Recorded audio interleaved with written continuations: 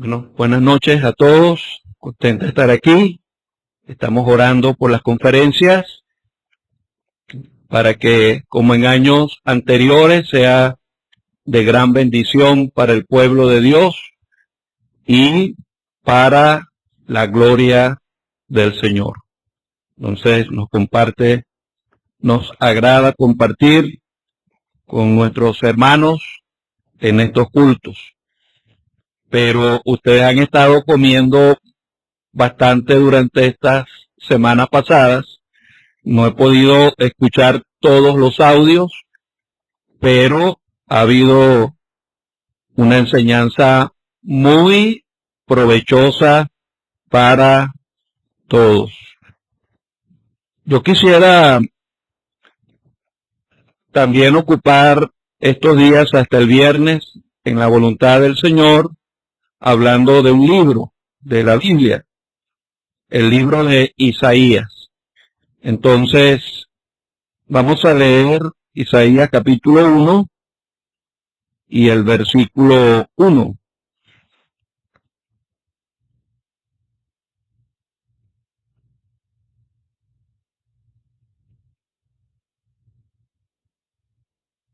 Dice así: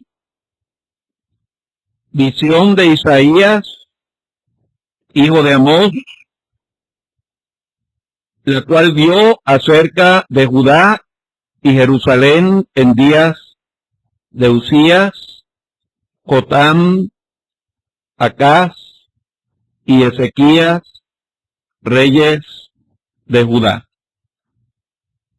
Vamos a leer también en Segunda Crónicas, capítulo 26.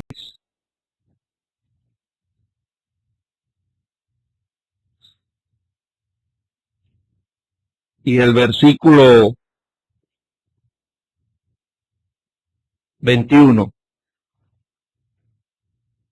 Así el rey Usías fue leproso hasta el día de su muerte, y habitó leproso en una casa apartada, por lo cual fue excluido de la casa de Jehová.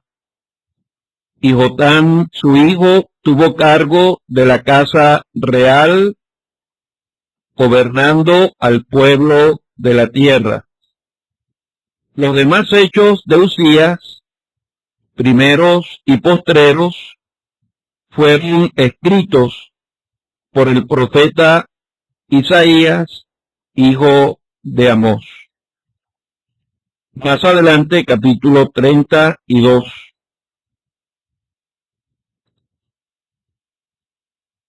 Versículo 32.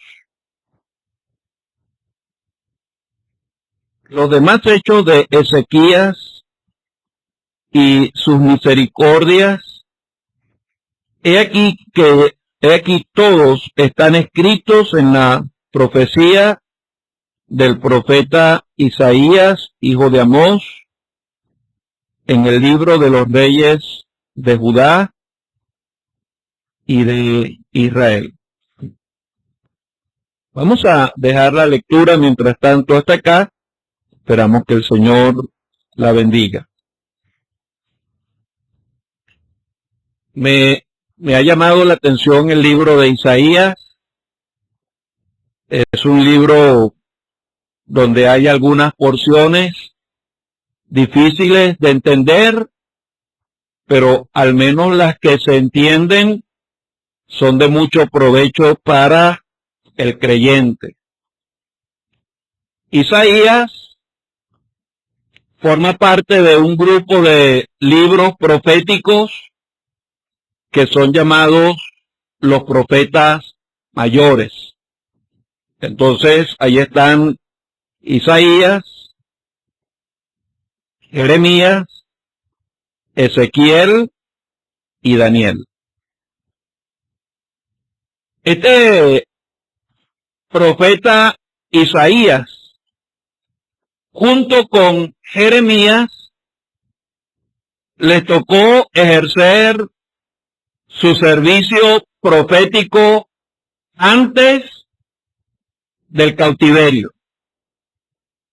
Y en los escritos de Isaías y de Jeremías hay una abundante advertencia al pueblo de Dios de lo que iba a pasar en vista de la desobediencia y de un pecado muy grave que Israel o el pueblo de Dios cometió, que era la idolatría. Eso quiere decir, el cautiverio no fue algo que los sorprendió. Tanto Jeremías como Isaías habían anunciado lo que iba a venir. Pero Ezequiel y Daniel ejercieron su servicio profético en la cautividad. Cuando Daniel y Ezequiel escribieron sus libros, ellos estaban viviendo en Babilonia, bajo el gobierno de Nabucodonosor y de los que reinaron después de Nabucodonosor.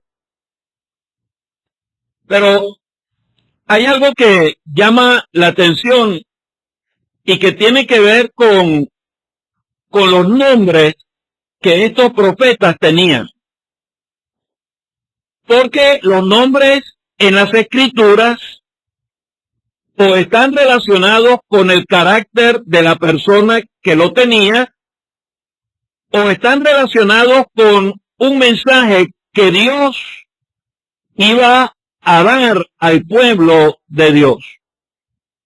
Por ejemplo, Isaías y Jeremías, que fueron los que profetizaron antes de la cautividad, esos nombres tienen algo en común, que es las letras o las sílabas IAS. Isaías, Jeremías. Esa sílaba se traduce al castellano como Jehová. Entonces, Isaías significa Jehová es salvación. Y Jeremías significa Jehová establece. Entonces, Dios está asociando su nombre como Jehová con el ministerio de estos profetas antes que el cautiverio viniera. Pero en el caso de Ezequiel y de Daniel, en esos dos nombres hay algo en común, que es la sílaba El, Ezequiel y Daniel. Y esa sílaba traducida al castellano significa Dios. Ezequiel significa fortalecido por Dios y Daniel significa Dios es mi juez. Y voy a aprovechar que está el hermano Kenneth aquí, porque lo que yo estoy diciendo no es que lo he inventado, es que yo lo escuché del abuelo de Kenneth, nuestro don Santiago Segua. En esos nombres hay una lección. Dios como Jehová se identificaba con el pueblo de Israel antes de la cautividad. Y por eso la palabra Jehová forma parte de los nombres Isaías y Jeremías. Pero cuando el pueblo de Israel fue disciplinado, cautivado y expulsado de la tierra prometida, Dios nunca asoció su nombre como Jehová de Israel. Era Dios, sí, el Dios de Israel, pero Dios en cierta forma desligó durante el período de la cautividad identificarse como Jehová con el pueblo de Israel. Y eso me parece que tiene una lección para nosotros. ¿Dejaron de ser el pueblo de Dios? No. Pero perdieron durante ese período el privilegio de que Dios asociara el nombre Jehová con el pueblo. Y mira, hermanos, un verdadero creyente no pierde la salvación, aunque sea puesto fuera de la comunión. Pero durante ese tiempo en el que el creyente está fuera de la comunión, ahí está pasando algo. Y es que mientras no se restaure, mientras no se arrepienta, hay una limitación entre la comunión de Dios con ese creyente que todavía no ha arreglado su asunto espiritual con Dios. Ese pueblo le dio las espaldas a Dios, inclinándose en adoración a las imágenes y los cultos paganos de las naciones vecinas. Bueno, Dios les dio la espalda a ellos. Y ellos aprendieron la lección. Porque después de la cautividad, al menos hay un pecado que Israel nunca más ha cometido. Han sido rebeldes, han negado al Mesías, pero nunca más han sido idólatras. Si usted puede ver a un judío en cualquier parte del mundo, y a menos que para ellos sea un apóstata, la gran mayoría de los judíos no se mezclan con las religiones y las idolatrías de este mundo, producto de este acto disciplinario de Dios. Isaías y Jeremías pertenecían a familias diferentes, porque uno entiende, Isaías formaba parte de la familia real, mientras que Jeremías era parte de la familia sacerdotal. En el caso de Ezequiel y Daniel pasa lo mismo. Ezequiel era parte de la familia sacerdotal, mientras que Daniel era parte de la familia real. Y eso nos enseña la soberanía de Dios, como acabamos de oír en el caso de Ruth, de utilizar Dios los vasos que Él quiere, como quiere, y en el momento cuando Él lo quiere. Él es soberano. A mí no quiero hablar de Ezequiel, estaba pensando hablar de Isaías, pero me llama la atención cómo comienza el libro de Ezequiel. Ezequiel comienza cuando él tenía 30 años. Era la edad en la que él iba a iniciar su servicio sacerdotal si hubiera estado todavía en Jerusalén. El gran anhelo de todo sacerdote era tener el privilegio de comenzar a ministrar en la casa de Dios. Y Ezequiel creo que estaba pensando en eso. Dolido en el corazón, triste por no tener el privilegio de haber entrado en el templo en Jerusalén. Ese templo ya estaba destruido. Pero el deseo de Ezequiel fue recompensado por Dios. Porque el primero que entró en el templo que se va a edificar en el milenio fue Ezequiel. Él es el que nos da las medidas, el diseño, cómo será el templo durante el reino de 1000 años aquí en la tierra. Y él tuvo ese privilegio. El deseo que él tenía por estar en el templo fue recompensado con la visión que Dios le dio al mostrarle el templo aquí en la tierra durante el milenio.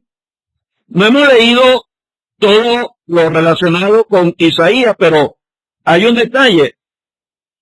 Isaías, aparte de haber escrito este libro, al menos escribió 2 libros más. Uno relatando la historia de Usías. y otro relatando la historia de Ezequías. Dos grandes reyes que fueron útiles, que trajeron bendición al pueblo de Israel, pero al Espíritu Santo no le ha placido dejarnos esos escritos. Es como en el caso del apóstol Pablo. El apóstol Pablo al menos escribió otra carta a los Corintios, escribió creo que una carta a la Odisea, pero no están. Es como el caso de Salomón, que escribió 3,000 proverbios, pero de esos 3,000 proverbios tenemos como 500 nada más en el libro de los proverbios. Escribió 1,005 cantares, pero solamente tenemos, no sé si 1 o 5 en el libro de los cantares. Lo demás no, porque Dios es soberano en preservar lo que ellos escribieron. Dios es soberano. Y algunas veces uno no entiende la soberanía de Dios, pero no podemos pelear con lo que Dios hace. Sin embargo, tiene que haber habido algo de interés para Isaías, porque él se puso a escribir la vida de Usías. Y tiene que haber habido algo de interés en Ezequías para que él se haya puesto a escribir la vida de Ezequías. Eso me enseña a mí, hermanos, que nosotros podemos traer provecho a nuestras almas mirando el ejemplo de otros. Hebreos dice que nosotros debemos acordarnos de nuestros pastores, fijarnos cuál haya sido el resultado de su conducta e imitarlos. Usías tenía cosas que eran dignas de imitar, pero habían otras que no. Ezequías tuvo cosas que eran dignas de imitar, pero hubo otras que no.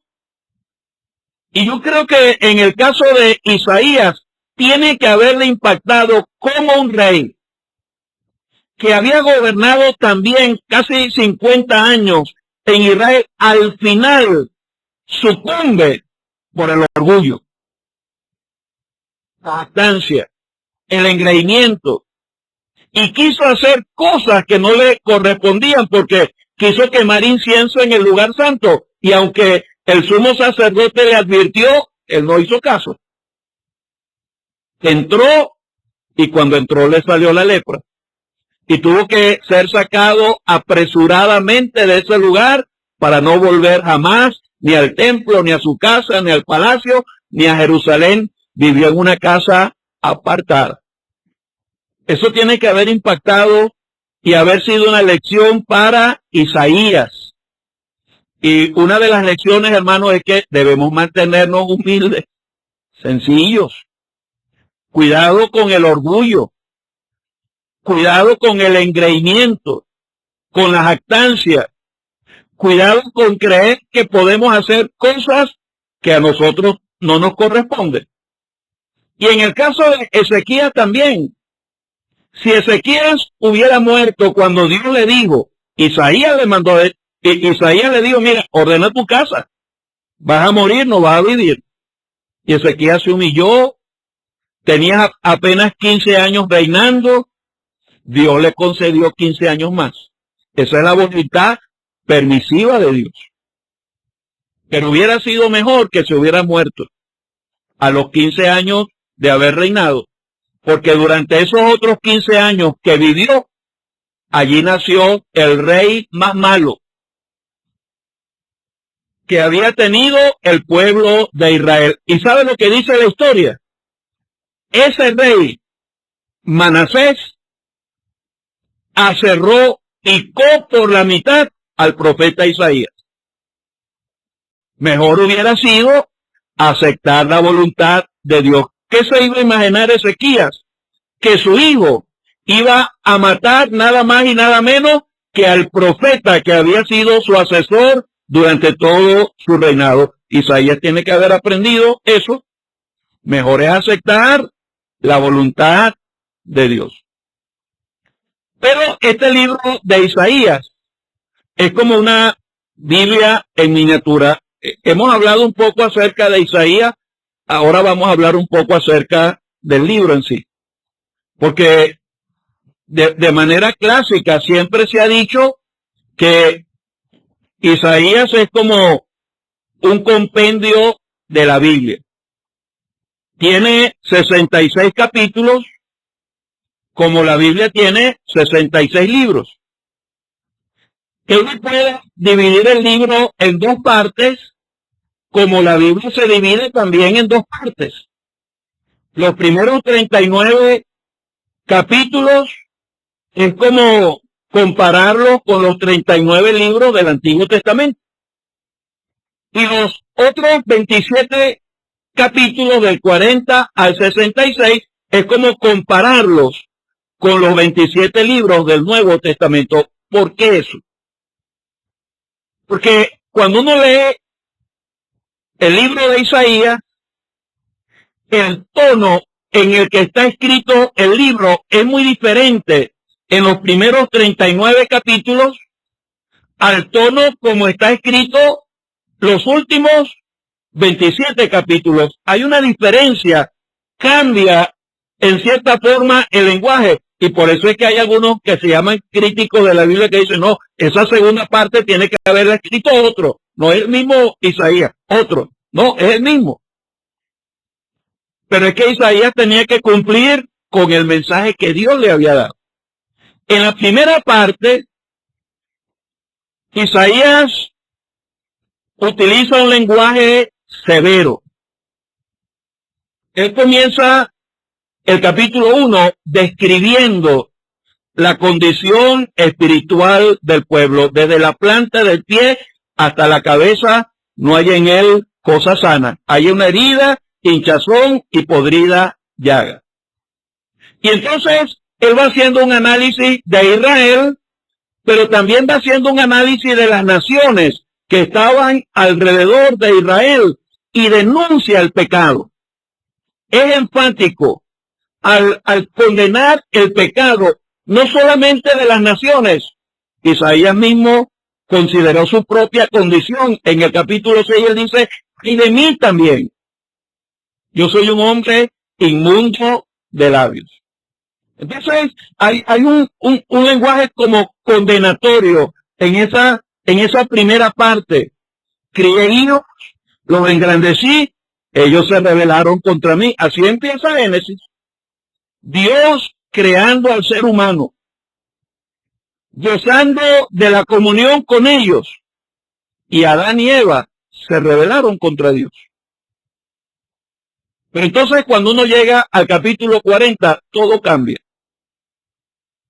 El capítulo 40 es como comenzar a ponerle un bálsamo al pecador, porque comienza diciendo, consolaos, pueblo mío. Porque a partir del capítulo 40, Isaías comienza a hablar de la salvación. Comienza a hablar de la manera como el hombre rebelde, pecador, viviendo de espaldas a Dios, puede encontrar en ese mismo Dios que lo juzga, puede encontrar en ese mismo Dios salvación. Y en esa segunda parte del libro, Dios se goza en presentar a su siervo. Él traerá salvación a las naciones. Y él dice, este es mi siervo, capítulo 53, mi siervo, Jehová cargó en él el pecado de todos nosotros. Entonces, por eso se dice que es como una Biblia en miniatura. Y hay muchas comparaciones entre el Antiguo Testamento y la primera parte del libro, y entre el Nuevo Testamento y la segunda parte del libro. Y sabe una cosa, Isaías ha sido llamado el profeta evangélico. Porque hay tantas porciones en este libro para predicar el evangelio. Estábamos en estos días oyendo el testimonio del hermano Evaristo de allá de Patanemo, y él dice: yo fui salvo con Isaías 1:18, venid luego, dice Jehová. Estemos a cuenta. El etíope, yo no sé qué iba el etíope a comprar el libro de Isaías en Jerusalén, pero leyéndolo encontró allí al Salvador, porque Felipe comenzó desde el capítulo 53 a presentarle el evangelio al etíope, y el etíope fue salvo en base a la lectura de Isaías. Entonces hay muchas porciones, hermanos, ricas, hermosas, para predicar el evangelio, tanto en la primera como en la segunda parte.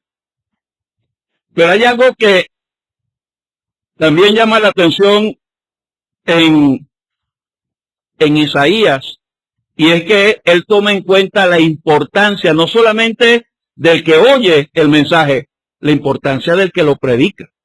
Es en este libro donde uno, creo que es capítulo 52, donde dice: cuán hermosos son sobre los montes los pies del que anuncia buenas nuevas.